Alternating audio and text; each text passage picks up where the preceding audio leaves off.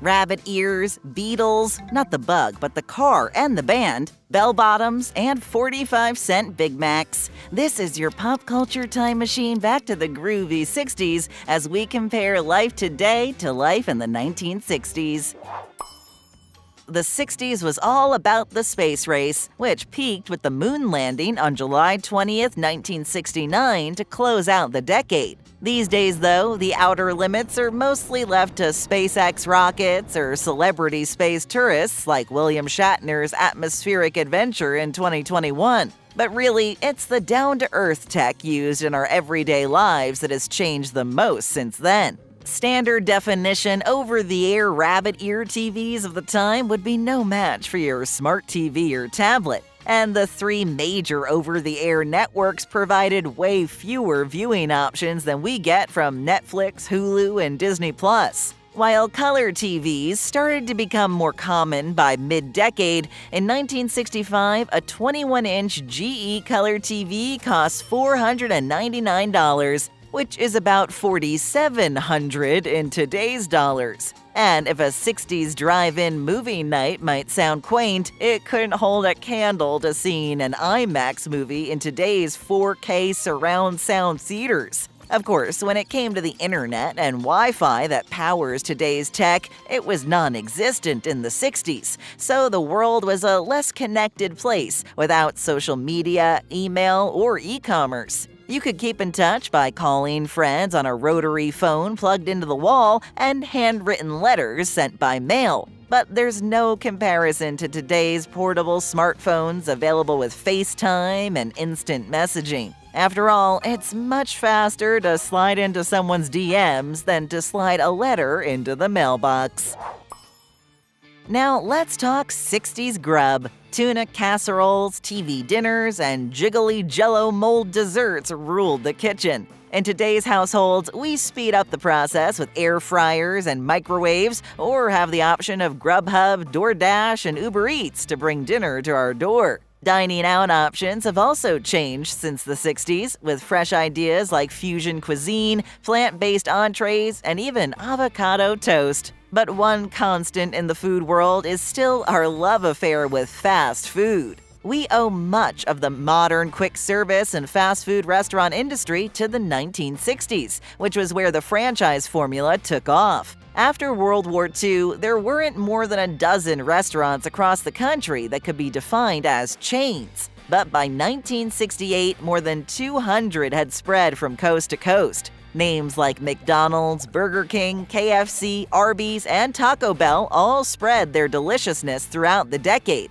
And although we still know those names today, the major difference now is the dollar signs. Throughout the 60s, the national average price for a hamburger was a mere 21 cents, with burgers like the Whopper costing around 39 cents and the Big Mac costing 45 cents when first released in 1967. That would put them respectively at $3.64 and $4.20 today. If you swapped the beef for chicken, Colonel Sanders would sell you a 15-piece bucket for $3.75, or about $35 today. Music is the soundtrack to every decade, and Motown Records hit the 60s running when the Marvelettes got the label's first #1 song on both the R&B and Hot 100 charts with 1961's Please Mr. Postman. Motown also bookended the decade at #1 when Marvin Gaye's I Heard It Through the Grapevine spent 7 weeks at the top, spanning 1968 and 1969. The Motor City had competition from across the pond, though, when the British invasion hit radios and record players headlined by globe-trotting legends like the Beatles and the Rolling Stones. In the same vein today, acts that cross international boundaries are still finding American success, like South Korean K-pop sensations Blackpink and BTS. Of course, being a global superstar today still does involve literally going global, like Taylor Swift's recent Eras tour that spanned 51 cities in 21 countries across 5 continents. While AM/FM radio was wireless in the 1960s, stereos, record players, and jukeboxes of the time were all stationary. Basically, if you weren't in the car or happened to have a transistor radio, you had to go where the music player was to enjoy the tunes. Nowadays, our music travels thanks to smartphones, Beats headphones, and Bluetooth speakers that take our music with us on the go. While popping a nickel in the jukebox at the diner isn't quite as convenient as having today's Spotify and Apple Music platforms in the palm of your hand, in addition to the monthly subscription, there's also the price for phones, tablets, and Bluetooth headphones, which adds up to way more than just pocket change. If you're thinking this video is pretty far out, then be a groovy cat and hit that like button. Thanks. Now let's blast our way back to the 60s. Musicals were a big hit on the silver screen in the 60s, with classics like 1963's Bye Bye Birdie, Disney's Mary Poppins debuting the following year in 1964, and The Sound of Music coming after that in 1965. Even the Beatles followed the musical movie trend, taking their mop tops to the big screen, appearing in several theatrical musicals of their own throughout the decade. On the small screens of the day, sci-fi sensation Star Trek hit warp speed for the first time in 1966. The show was originally pitched as a wagon train to the stars, since westerns otherwise dominated the television airwaves. Bonanza debuted in 1959 and was in full stride just in time for the 60s, while its competitor Gunsmoke was busy setting the then record for TV's longest-running scripted show. It eventually ran 635 episodes over 2 decades. The tradition continues on today's streaming screens, as westerns are still a saddle-up success, with Yellowstone and its various spin-offs a big hit for Paramount+. Star Trek also remains in the fold too, with modern movies and shows like Star Trek Lower Decks, Picard, and Strange New Worlds still broadcasting boldly into our living rooms. For gamers of today, consoles like the Xbox and PlayStation and portable handhelds like the Nintendo Switch are common fare. But switch back to the 60s and there was no such thing, yet. 1960s video gaming was limited to the developmental stages of ping-pong prototypes that were eventually released on the Magnavox Odyssey, which became the world's first commercial home gaming console when released for retail sale to the public, but not until 1972. So toys and games were played the old-fashioned way. The Etch-a-Sketch first hit toy shelves in July 1960, and its $2.99 original price tag would cost almost $32 today. Barbie was introduced to the world in 1959 and was just in time to bring fun and fashion to the decade, while the 1964 debut of G.I. Joe made him the world's first action hero. On tabletops, the timeless classic Monopoly continued to be a hit, while the Game of Life's modern revamp came out in 1960, and Battleship sank its first boat when Milton Bradley released the game in 1967. In modern times, Battleship is still popular enough to have been made into a movie in 2012, and today you can play Monopoly on your phone thanks to the 2023 release of the Monopoly Go app.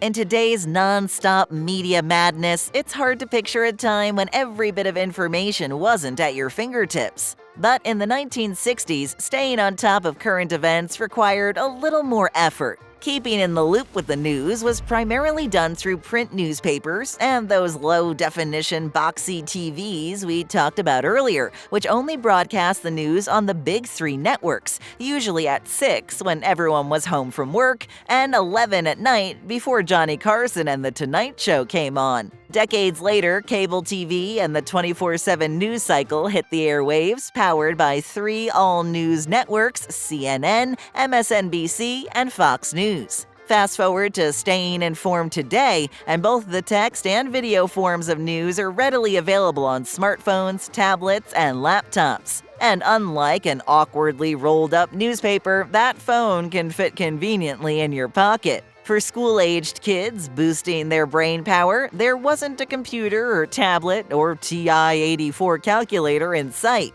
Their information came from dusty chalkboards and classic overhead projectors. And instead of just asking Siri or Alexa for answers, libraries were the main information hubs, filled with books, magazines, and microfiche. Although you had to know how to navigate the Dewey Decimal System. While the 1960s counterculture trend was all about upsetting cultural norms, the trends today are much more literal, with YouTube influencers and TikTok videos keeping trending topics at the top of the conversation. These social media platforms keep us up to date on the latest celebrity and pop culture happenings. And our instant TMZ notifications are a far cry from the tabloids, newspaper gossip columns, and coffee shop conversations that kept the gossip going in the golden age of the 60s. Communication in the 60s may have been slow, but the cars sure weren't. The unmistakable Volkswagen Beetle is a 60s import icon, which opened the decade by selling a total of 117,868 VW Bugs in 1960, and ending it by increasing that number to over 377,000 sold over the calendar year of 1969. That year, you could get the basic VW Bug for a sticker price of $17.99. That would run you about $15,500 today. On the domestic side, the Chevy Impala was the best-selling American-made car of the decade, having rolled over 5 million off the line between 1961 and 1970. The muscle car era kickstarted 1964 with the Pontiac GTO's release and was joined by other high-horsepower hits like the Chevrolet Chevelle, Dodge Charger, and Ford Mustang. The Mustang is carrying on the transport tradition today, but has modernized into the electric Mustang Mach-E, alongside the eco-conscious competition like Tesla and the Chevrolet Volt. We've also got the option to take public transit if we want to get around, and much of that is owed to the 1964 launch of the Urban Mass Transportation Administration, known as the Federal Transit Administration today. The department boosted nationwide investment in public transit. Sure, buses, trolleys, and subways of the 60s weren't as comfortable or convenient as calling an Uber or Lyft today, but it definitely beats sticking out your thumb and hitching a ride. If you were stepping out in the 1960s, you needed some style in 60s threads. From hippie hair mops up top to bell-bottoms below, the decade might be best remembered for some trailblazing and eyebrow-raising looks that broke the buttoned-down formulas of the time. Eye-popping tie-dye shirts came out of the hippie movement, and thigh-popping knee-high miniskirts were born out of the feminist movement. When it came to fashionable footwear, the big hit was inspired by the big hit makers, Beatles boots. These short boots, worn by their namesake band, were all the rage and made it socially acceptable for both boys and men to start wearing heeled shoes, at a time when mostly women and girls wore them. Kids are still true to their shoes in modern times, with sneaker culture as the hot status symbol. A spring 2024 survey showed Nike as the runaway preference, holding 59% of the top footwear vote amongst teenagers across the nation. Adidas and Converse were tied at second at 7% each.